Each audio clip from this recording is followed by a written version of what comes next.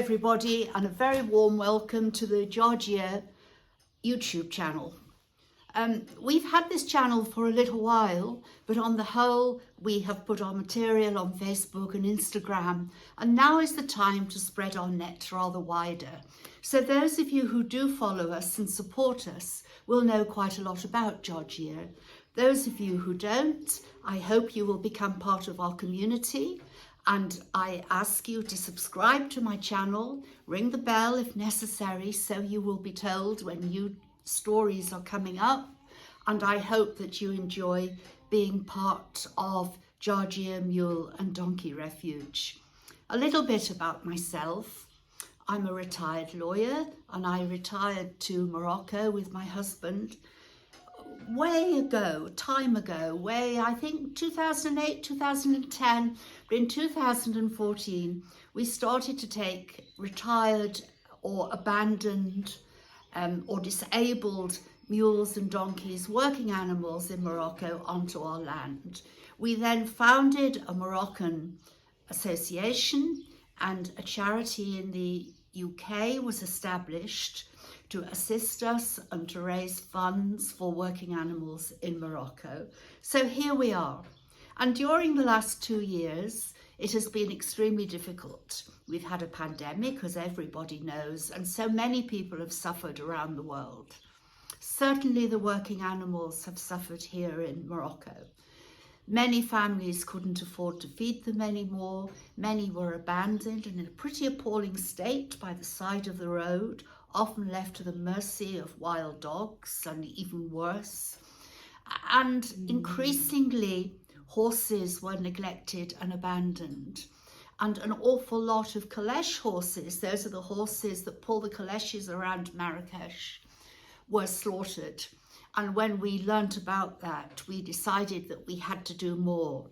So now here at Georgia, we have about 200 equines, including horses, and we have built a new branch of the refuge, primarily to deal with the horses.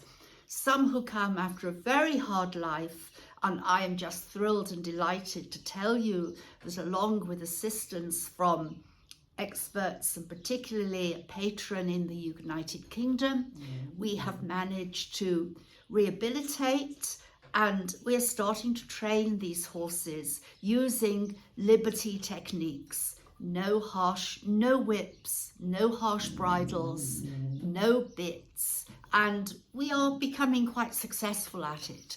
So I hope that you will follow us and follow our stories. I'm not going to say an awful lot today, because those of you that do know us will be very familiar with the day-to-day stories. But I want to touch on two things.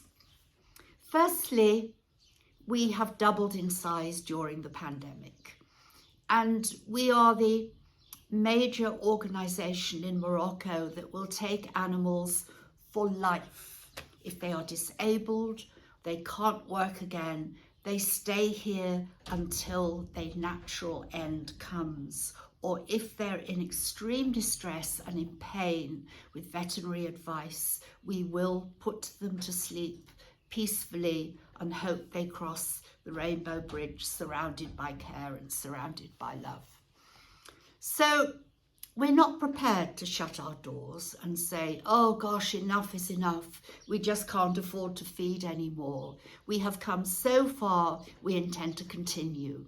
And over the next few days, I'll tell you what our plans are for continuing and how we cover the whole of Morocco. Secondly, I'm just going to tell you a short story, and it symbolises life here in Morocco. And many of the mules in Morocco start their lives as working mules in the mountains, primarily in the tourist industry. Mules are highly intelligent. They inherit the strength of the horse, the intelligence of the donkey, and because they're hybrids, those strengths are even stronger, like you will find in mongrel dogs. They do a remarkable job in the mountains, that has to be said. But of course, what happens when they come to the end of their working lives, when they're no longer steady on the narrow mountain passes and so on? They are sold on in the cities, very often in Marrakesh, and they have a wretched life. They're often bought by the poorest of the poor, and they will pull a rubbish cart till they die. And we are hoping, and we have done, intervene in a lot of those cases. Now, earlier in 2001, we had the most beautiful, beautiful bay mule come to us from a town called Imlil, way up in the mountains. She was absolutely gorgeous and had been well looked after by her owner. And she developed a lameness, and we treated it. She was very well, and the owner wanted her back, and she went back, delighted to be back in her home. Well, now we have Ellen Cochrane, who is our patron in the UK and an absolute expert in the training of liberty techniques with equines, is up at Imlil at the moment. And she met the owner, Mohammed, and asked about the mule.